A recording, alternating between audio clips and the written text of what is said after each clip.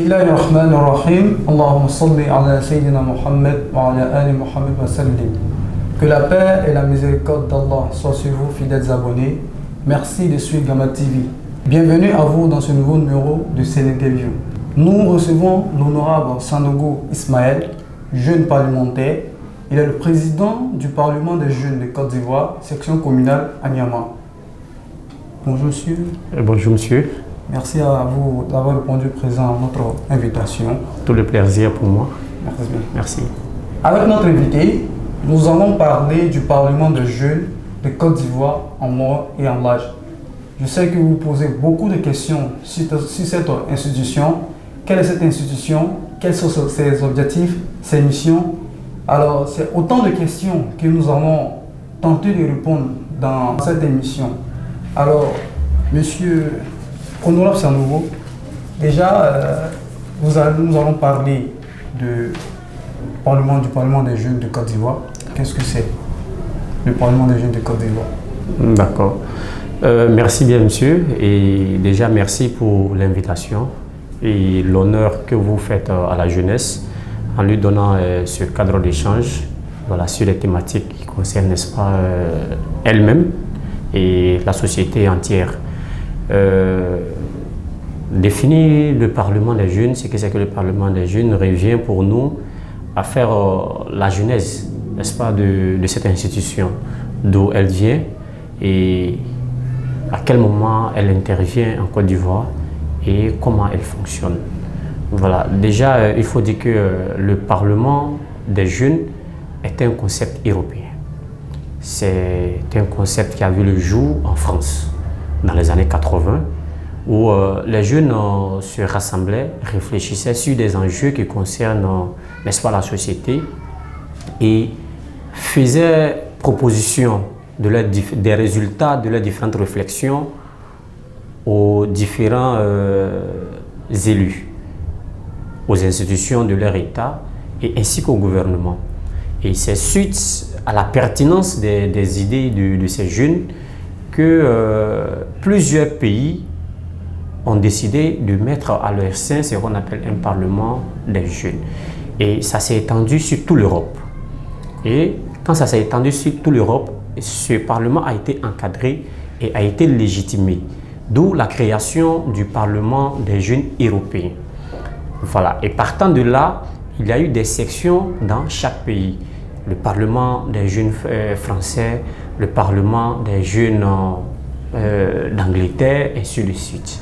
Et c'est lors d'un sommet en 1999 à Moncton où les chefs d'État, membres de l'Organisation internationale de la francophonie, se sont retrouvés, au cours duquel sommet il a été décidé de mettre en place ce qu'on appelait le Parlement des jeunes, qui déjà avait fait ses preuves dans les pays européens. Voilà. D'où la nécessité d'insérer et de faire participer les jeunes au modelage de leur future société. Et c'est au retour de ce sommet que chaque pays africain a décidé d'installer, membres de l'Organisation internationale de la francophonie, l'OIF, d'installer à leur sein ce qu'on appelle le Parlement des jeunes de Côte d'Ivoire. Et vu qu'en 1999, la Côte d'Ivoire était déjà en crise, et c'est jusqu'en 2007 que le Parlement des jeunes a vu officiellement le jour en Côte d'Ivoire, sous l'autorisation du président d'alors, son Excellence, M. Laurent Gbagbo. Voilà. Donc voilà comment le Parlement des jeunes se définit, et voici la jeunesse du Parlement des jeunes. Maintenant, quand on veut la définir, déjà les gens se demanderaient, on les voit avec les apparats comme les députés, pourquoi? Parce que on a cette légitimité-là, on a ce droit, parce qu'on tient nos sessions parlementaires au même titre que les députés. À la différence, les députés votent des lois, les jeunes parlementaires font proposition de loi. Le Parlement des jeunes a deux modes de fonctionnement. Le premier mode qui est le mode associatif et le deuxième mode qui est le mode parlementaire. Parce que déjà, il faut que dans un mode, nous puissions pas seulement proposer en termes d'idées. Il faut que nous quittons, n'est-ce pas, dans ce qui est dans la théorie et aller sur le terrain. Et c'est ce côté associatif-là qui nous permet d'être sur le terrain et d'agir, voilà, conformément à nos règlements intérieurs. Souvent, vous allez nous voir en train d'organiser des sensibilisations, des tournois de football. Ça, c'est notre mode de fonctionnement qui nous le permet. Maintenant, quand on vient dans le cadre parlementaire, on a 2 sessions parlementaires, comme les députés. Voilà, en début d'année et en fin d'année. Dans le mois d'octobre, la première session parlementaire se tient, où tous les jeunes parlementaires se retrouvent, réfléchissent pendant 3 jours sur les thématiques liées à la jeunesse et à la nation, afin de rédiger ce qu'on appelle un livre blanc. Après les travaux en commission, les travaux en plénière et tout ça. Et ce livre blanc est conduit vers les institutions de notre État. Ça peut être des ambassades, des ministères et même l'Assemblée nationale pour que déjà ces résolutions-là puissent être adoptées au grand bonheur de la jeunesse. Donc voici en quelques mots ce que c'est que le Parlement des jeunes en global et surtout le Parlement des jeunes de Côte d'Ivoire. D'accord, merci bien pour vraiment cette historique, voilà, du Parlement des jeunes. Alors, on sait tous bien que quand une institution est créée, il y a des objectifs derrière cette institution. Alors, quels sont déjà les objectifs, voilà, du Parlement des jeunes de Côte d'Ivoire? L'un des premiers objectifs du Parlement des jeunes de Côte d'Ivoire, c'est la construction de ce que le président, son Excellence Alassane Ouattara, appelait l'Ivoirien nouveau. La construction d'une jeunesse consciente, d'une jeunesse moderne, d'une jeunesse qui fait rêver, d'une jeunesse qui a toutes les aptitudes pour pouvoir participer, n'est-ce pas, comme il est dit dans nos règlements intérieurs, au modélage de leur future société. De telle sorte que cette Côte d'Ivoire que nous allons bâtir puisse être une Côte d'Ivoire qui fait rêver et qui n'aura pas, n'est-ce pas, à créer tant de problèmes pour les générations à venir. Et pour ça, il faut aussi des jeunes qui sont réellement formés. Raison pour laquelle au sein du Parlement des jeunes, l'accent est mis sur la formation des jeunes. Même pour adhérer, il faut passer déjà au minimum par 3 mois de formation. D'accord. Alors, nous connaissons le Parlement des jeunes, l'historique, les objectifs. Également, il y a une structuration qui est faite, voilà, au sein de cette institution. Parce que je viens dans mes recherches, j'ai vu qu'il y a des zones, il y a des districts, etc. Et comment est-ce que le Parlement des jeunes en Côte d'Ivoire est organisé et est structuré? D'accord. Merci. Le Parlement des jeunes de Côte d'Ivoire a 3 structurations, si je peux le dire ainsi. La première structuration, le premier niveau, c'est le bureau national, qui est dirigé par le président national. Et le président national nomme à son tour ce qu'on appelle les coordinateurs régionaux, qui sont dans les différentes régions et dans les différents districts. Voilà, le district d'Abidjan et le district de Yamoussoukro, et ainsi que toutes les régions du Côte d'Ivoire, il y a des coordinateurs régionaux. Ça fait le deuxième compartiment. Et le troisième compartiment est nommé par les coordinateurs régionaux, c'est-à-dire les présidents de section. Après être mis à la tête d'Abidjan, le coordinateur d'Abidjan nomme ce qu'on appelle les présidents de section dans chaque commune. Vous venez à Niamey, il y a un président de section communale d'Aniamey. À Koumassi, il y a une section. À Bobo, il y a une section. Voilà, ainsi de suite. Toutes les communes d'Abidjan sont dirigées par des sections, par des présidents de sections communales qui rendent compte au coordinateur régional qui, lui, à son tour, rend compte au bureau national. D'accord. Alors, honorable, il y a un thème lors de vos activités, voilà, qui attire le plus. Il s'agit bien évidemment de ce thème, la rentrée parlementaire. Alors, je me rappelle, cette semaine, on va dire la semaine dernière, vous avez assisté, vous étiez comme ça, à une entrée parlementaire. Déjà, c'est quoi la rentrée parlementaire? Il faut d'abord signifier que l'honorable a même reçu un mandat lors de cette rentrée parlementaire. Déjà, effectivement, merci bien. Honorable pour cela. Déjà, qu'est-ce que la rentrée parlementaire? D'accord. Merci. Déjà, il faut faire la différence entre la session parlementaire et la rentrée parlementaire. La rentrée parlementaire marque le début des activités des parlementaires. Ça marque la fin des vacances parlementaires. Lorsque nous partons en congé ou en vacances parlementaires, le retour et la reprise des activités parlementaires, c'est ce qui est appelé la rentrée parlementaire, qui est couronnée par une cérémonie au cours de laquelle nous rendons public nos actions que nous allons mener au cours de l'année.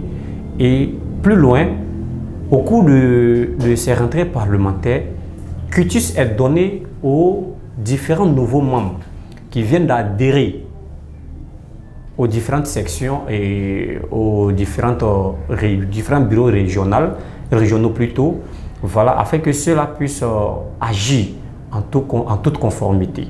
Nous avons fini notre vacances parlementaires et donc les coordonnateurs régionaux ont jugé bon d'organiser une rentrée parlementaire afin de donner des mandats qui permettent aux présidents communaux de travailler en toute légitimité et en toute légalité au nom du Parlement des jeunes de Côte d'Ivoire. Voilà. Okay. Alors, maintenant on va aborder un autre point. Déjà, au niveau d'Anyama, comment fonctionne le Parlement des jeunes? En toute humilité, il faut dire qu'au niveau du Parlement des jeunes de Côte d'Ivoire, section communale d'Anyama, on a une rigueur particulière sur le travail, dans le travail plutôt, une rigueur particulière. Au sein du Parlement des jeunes, la rigueur y est, mais au niveau d'Anyama, il y a un plus. Parce que déjà, à Anyama, nous avons fait en sorte que pour adhérer à l'organisation, que vous puissiez réellement passer par un texte. Voilà. Et ce texte, cette année, disons l'année dernière en décembre, on a lancé notre appel à candidature et il y a eu 68 personnes qui ont postulé pour pouvoir adhérer au Parlement des jeunes. Et ils ont subi des formations sur plusieurs thématiques, le fonctionnement de l'Assemblée nationale, le leadership, la prise de parole en public et plusieurs autres thématiques. Et ils ont été évalués. À la suite de l'évaluation, il y a 38 personnes qui ont été retenues. Et dans les 38, il y a une autre sélection qui a été faite, où 17 ont été retenus. Et ce sont ces 17 qui ont été investis pour pouvoir adhérer au Parlement des jeunes. Pour dire qu'il y a un accent particulier qui est mis sur la qualité des membres qui adhèrent au Parlement des jeunes, de telle sorte que l'institution ne devienne pas une sorte de moulin où chacun rentre quand il veut et sortir quand il veut. Lorsque le jeune parlementaire adhère, il est conscient du fait qu'il n'est pas là parce que ça lui fait plaisir, mais il est là pour un objectif précis et pour un résultat précis. En ce qui concerne les actions, le Parlement des jeunes a mené assez d'actions. Déjà, à 6 mois d'existence, le Parlement des jeunes au niveau d'Anyama ont eu à collaborer avec plusieurs institutions et plusieurs ministères de notre État, à savoir le ministère de la Femme, pour un projet de cours d'alphabétisation qui prenait plus de 2500 femmes au niveau d'Anyama, un projet de culture d'excellence au niveau d'Anyama, qui a vu la participation de l'UNESCO, qui a vu la participation de la DREN4, qui a vu la participation du ministère de l'Éducation nationale. Et au-delà de ça, nous avons mené plusieurs séances de formation. Former les jeunes parlementaires en lobbying, former les jeunes parlementaires en tout ce qui est méthode d'agissement efficace contre les problèmes de la société. Et au-delà de ça, nous avons organisé récemment, en partenariat avec l'ambassade des Pays-Bas, un programme de formation et de financement des jeunes au niveau d'Anyama, un financement qui part de 1,5 million jusqu'à 30 millions non remboursables. Et les jeunes parlementaires sont cultivés en ça. Aller chercher des opportunités ailleurs et les ramener dans leur commune de telle sorte que les jeunes de leur commune puissent réellement quitter dans leur léthargie et participer valablement à la construction de leur société. Voilà. Ok, merci bien. Merci. Alors, chers abonnés, nous allons marquer une courte pause et nous revenons dans quelques instants.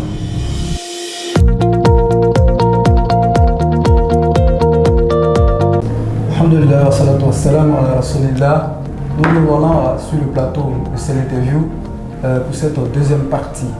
Alors, honorable, oui, monsieur. Il y a un thème, on ne pas dire un thème, un sujet d'actualité ces derniers temps dans notre pays, voilà, même dans les ménages, dans les quartiers, dans les entreprises, on en parle un peu partout. Il s'agit de 2023, l'année de la jeunesse. Alors, quel est votre avis sur ce thème d'actualité, l'année de la jeunesse? L'année de la jeunesse. Merci. Il faut dire que nous nous rappelons tous, lors de son adresse à la nation, le 31 décembre 2022, son Excellence, Monsieur le Président Alassane Ouattara, a décrété l'année 2023 comme l'année de la jeunesse. C'est une décision très salutaire que nous, jeunes parlementaires, nous adhérons fermement.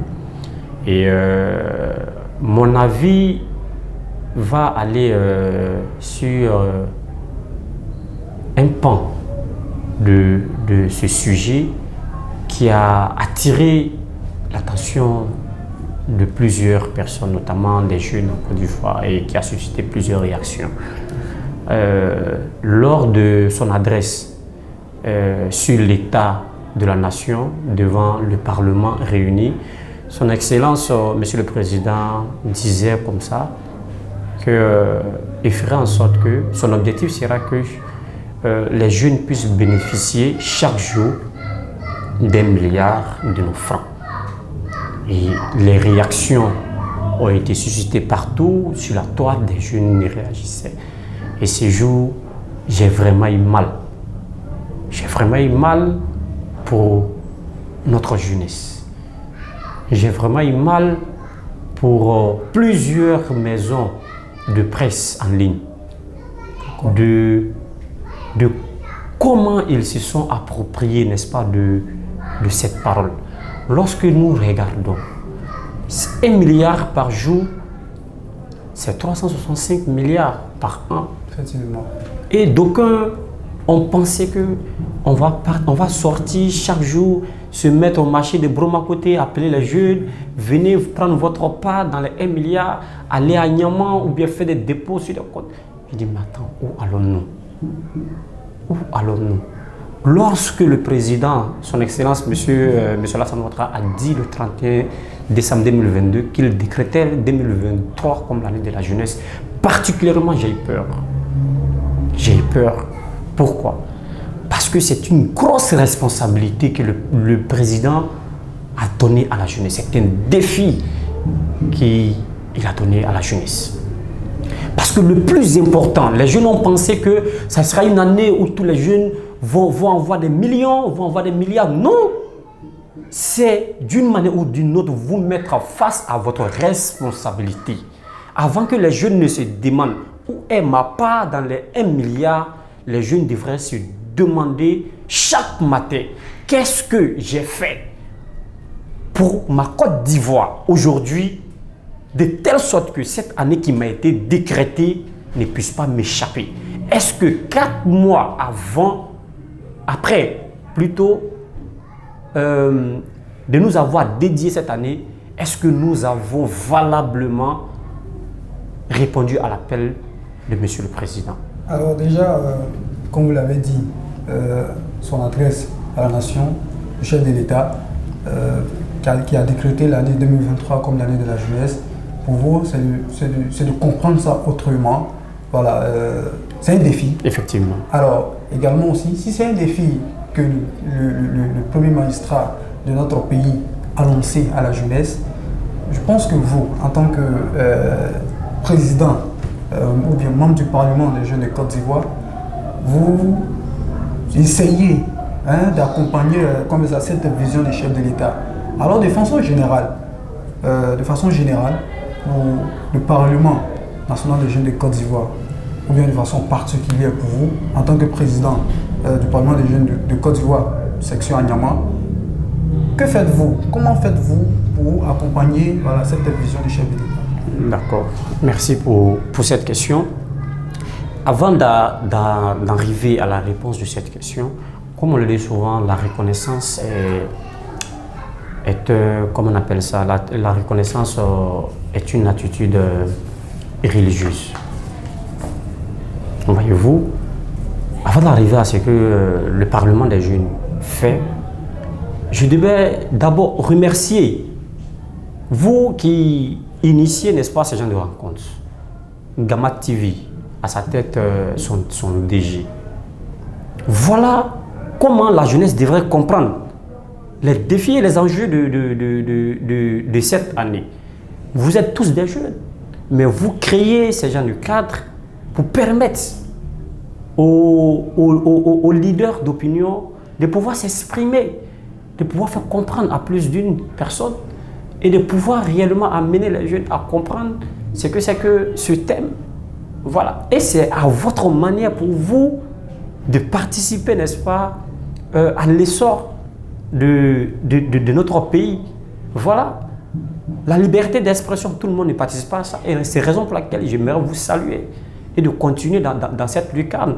Voilà. Plusieurs sont sur les réseaux sociaux, ils ne font pas ça.